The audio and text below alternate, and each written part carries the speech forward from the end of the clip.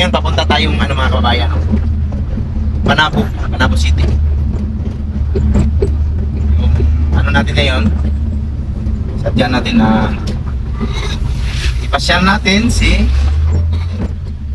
Nanay Lorna. Sabi ni Nanay Lorna na gusto niya daw na malibang yung sarili niya. Hindi yung malibang sa Bisaya, mga kababayan, na gusto niya malibang sa Tagalog. Iba kasi yung malibang sa Bisaya, mabaho ang kamay. Yung malibang sa Tagalog, gusto niyang enjoyin yung kanyang sarili, mga kababayan. Punta kami ngayon ng Panabo para makakakita siya ng mga sasakyan at yun, malibang na siya doon sa mga sasakyan. Ma-enjoy ba? Ma-enjoy. Hindi yung malibang sa Bisaya, mga kababayan. Ma-enjoy na niya yung sarili niya at medyo may usiwasan yung problema tungkol sa pag-aalis na ni Lita sa kaniyang poder, tungkol sa pag-aasawa. Kaya ngayon, sige, pasyal natin sa Panabo Nanay. Nagkataon din na meron ding kukunin si Ma'am Aya ngayon sa Panabo. Ngayon, si Nanay Lorna, hindi talaga mapigilan ni Nanay Lorna makapapayan na masaktan. Naiyak talaga siya kanina. Nag-usap-usap kami doon habang hindi pa nakababa si Lita. Talagang ito sa ni Bebe, pinigilan niya man ang kanyang iyak pero hindi talaga niya mapigilan doon na humahagol siya. So, talagang ma-relate natin yung bilang isa, kahit ako nung nakita ko si Nanay kanina na gano'n niya yung mukha niya umiyak. Tapos tumulo yung luha niya ni Lorna, mga kababayan.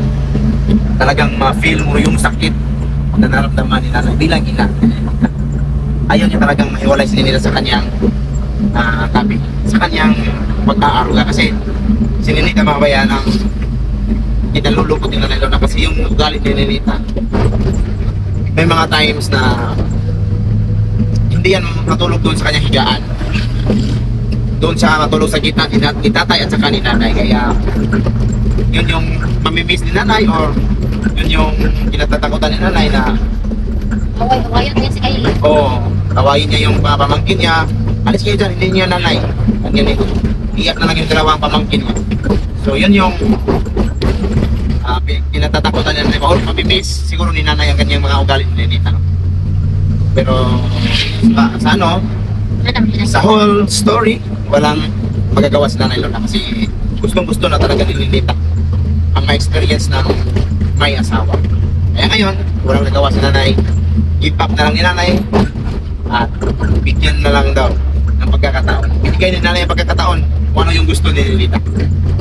Kaya tingnan na lang natin, hintayin na lang natin ano yung magiging resulta po sa kanyang pag-aasawa ngayon sa murang edad. Hindi rin natin pababayaan, no, sa bagay. Hindi natin pababayaan sa bagay sila dahil sa mga bata pa sila. Pinaalalahanan ni Nanay na kailangan dapat mag-ipon para sa kanilang kasal. Kasi ginusto nila yan, gagawin nila. So mag-ipon talaga. Mahirap lang ang mama ni Jory.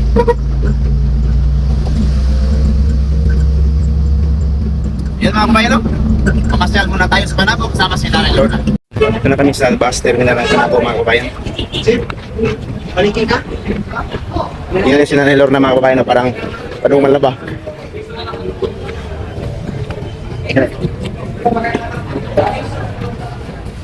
Yan na si Nanay Lorna.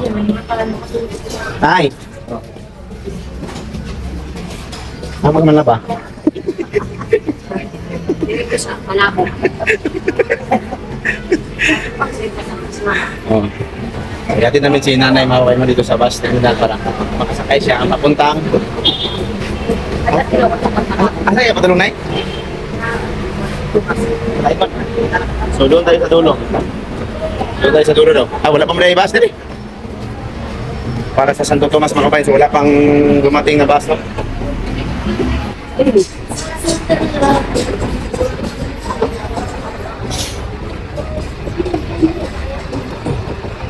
So ayan na sila, mga kabayan, no? Pasasakyan na namin si Nanay papuntang Santo Tomas.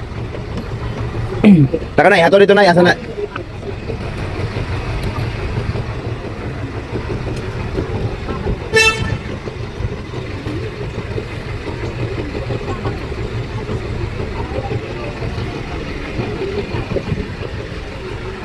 So ayan na, mga kabayan, no? Sila Nanay Lorna.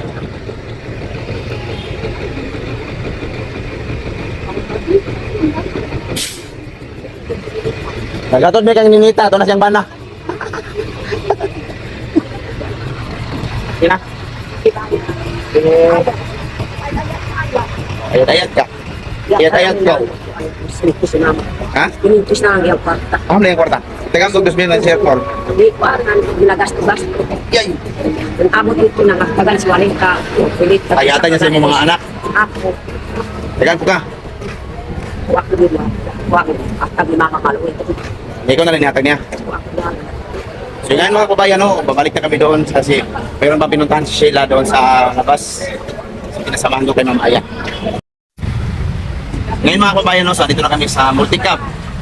Dito si Nanay Lorna mga kabayan. So hintayin muna namin si Sheila at si Ma'am Aya na contact sa amin kasi meron pa silang pinuntahan doon. No? Mayroong binili si Sheila mga kabayan. So pinasamahan ko kay Ma'am Aya. Naghatid kami ni Nanay Lorna sa kanyang mama. Doon sa bus doon. So, ngayon, pupunta kami ngayon doon balik. Asa mag-park din na Park pa. Wala pala sa park. So, pasyal namin si Nanay mga kabayan para ma-unwind si Nanay sa mga problema niya. Ma-relax si Nanay na makakita siya ng mga maaliw siya sa mga sasakyan dito sa bayan. Ako, kurang malikay. Malinaw. Ay, kanang ako munaw na siya. Ato, upat man akong anak na babae. Nakaroon, kay namatay man si Dionita, tulo na lang, maugod akong mahimagduman. Pero wala na ganyan. Kung wala na bilang pa. Napulubing ako pa sa akong anak at karon. Bakit na wala ko sa akong wala ko siya si Dionita. Isa ka ang giatiman niyang anak. Siyempre akong panganay, bisagpan pa rin asa nakakatap bakit sa akong anak. Ayun mga kabayan, no, malungkot. Talagang nalungkot si Nanay sa desisyon ni Ninita. So wala kaming nagawa. Yun na lang, pagbigyan, titingnan na lang. So ngayon, mamasyal kami dito sa Panabo. Matagal pa man sila Ma'am Aya mga kabayan. Maghanap po na kami ni Nanay Lorna ng makakain ngayon, no? Dito sa Panabo. Gutom na ka, Nay? Ngaon na ko na? Bukan na kahaw. Okay, pamahaw? So mga na lang may kuna. Kakain na lang kami ni Nanay Lorna kasi hindi pa natapos sila Ma'am Aya. Sila. Bibi. Si Impresyon. Impresyon. Iharo to pa ko angkon.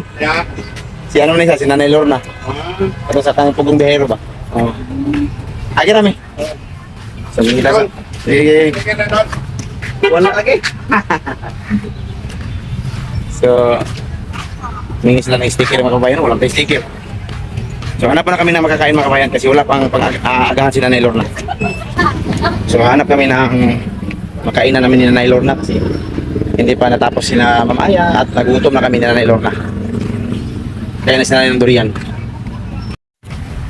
Kakain kami ni Oh. Kakain kami ni Nanay Lorna. Abrihan bro, kaulan na bro. Kakain kami ni Nanay Lorna ng durian mga kabayan. Dito na minsan ay.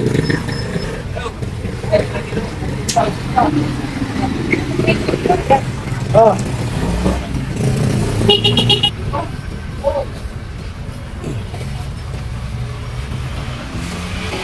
Jangan kau bayar. Kau naik. Berapa menit itu?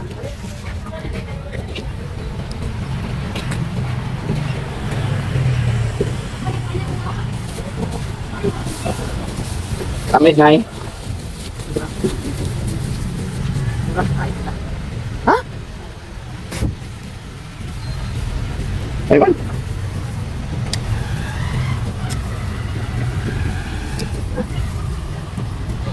Jangan lupain, Bang.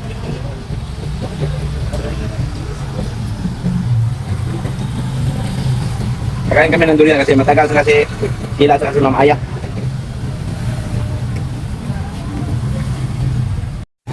Pero mga kabayan, no? Hindi tinapos nila yung kinaya kasi hindi niya gusto yung lasa. Right? So may mga gusto, kaning rambutan. Asa man na? Ito na lang hanapin namin si Nanay mga kabayan. Ana? Najunes? Kung saan yung klase? Native. Kilawin lang. Tikman natin. Kilo? Kilawin lang. Kamay lang. Pili pa bro. So, nagsumis na lang yung kay Nanay mga kabayan. Kasi ayaw niya ng durian daw. Pahit ito eh. Ang durian. Kailangan mo ito ito eh. Durian. Ito lang.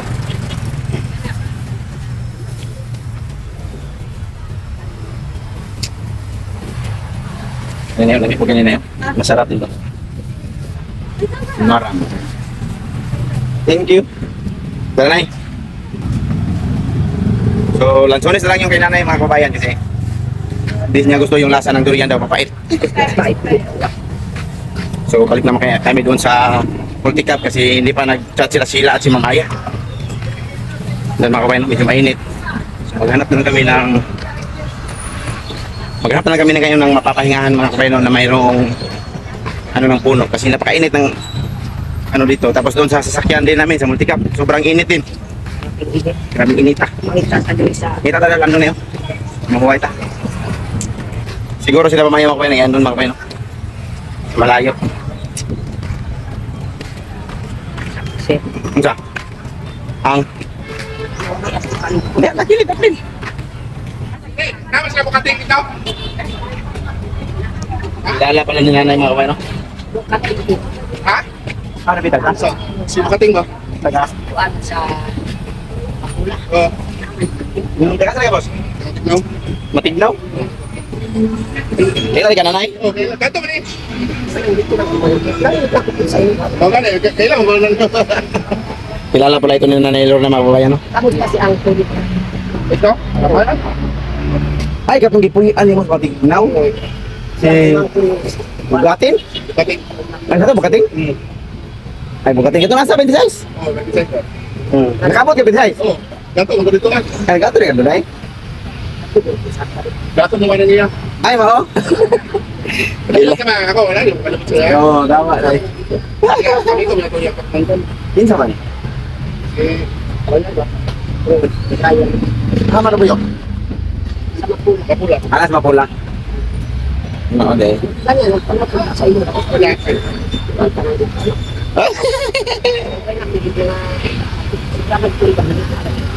Okay, kaya na lang. Ano mo naman? Ano ba? Mga status ini, mga status. Ay, ako para pwede ako magano. Kaya, nag-letter mo. Ay, nanay.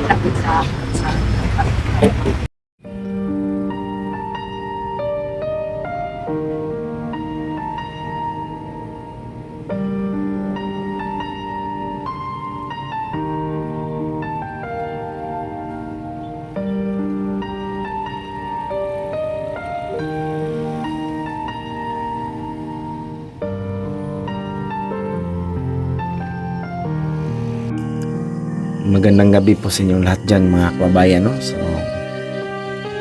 kanina po sa Panabo hindi kami nakapag-video talaga sa lahat ng lakad namin, no?